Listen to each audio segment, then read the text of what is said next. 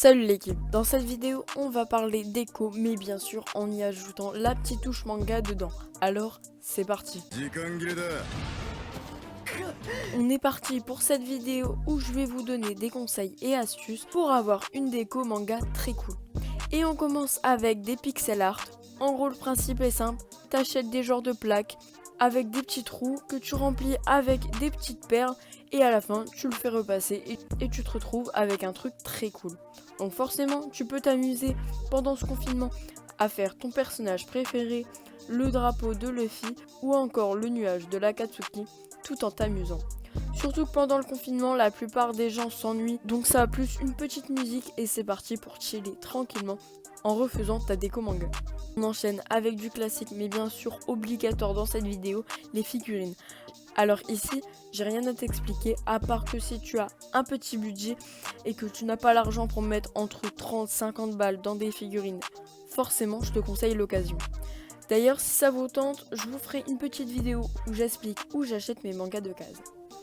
On continue avec les posters, c'est du classique mais ça fait toujours le taf. Et en plus c'est vraiment efficace. Dans le même genre, vous avez bien sûr aussi les avis de recherche One Piece. Et dans le même genre, il y a aussi bien sûr les cadres. On passe à quelque chose de plus original et c'est tout simplement des lampes. Et forcément, tes lampes auront la forme d'un perso de manga, par exemple le nuage de l'Akatsuki pour y revenir. Alors là, normalement, on monte en termes de prix, mais ça rend vraiment magnifique dans une chambre. Ensuite, vous pouvez acheter des néons que vous mettez dans votre mangatech. D'ailleurs, n'hésitez pas à me dire si vous souhaitez une vidéo présentation de ma mangatech. Je me ferai vraiment un plaisir de la faire. On perd pas plus de temps en continuant avec des planches de manga que vous pouvez imprimer et ensuite plastifier.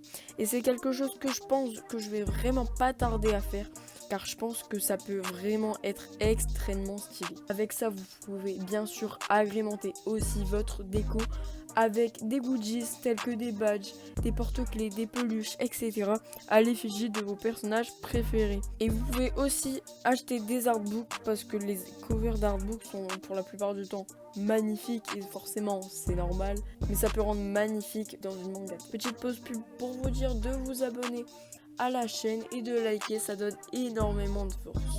On est reparti. Vous pouvez aussi amener une petite touche japonaise dans votre déco avec pourquoi pas des cartes postales ou bien des mugs à l'effigie de décor ou aussi des personnages de manga.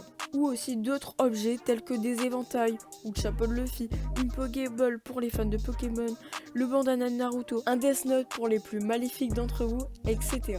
Enfin bref, j'espère vous avoir donné quelques idées. Pourquoi pas faire un volume 2 parce que j'ai encore vraiment pas mal d'idées. Donc n'hésitez pas à me le faire savoir en commentaire. Sur ce, abonnez-vous, likez, commentez. Ça donne énormément de force. Alors je vous en remercie mais vraiment. Sur ce, je vous dis à la prochaine. Bonne journée, bonne soirée. Ciao.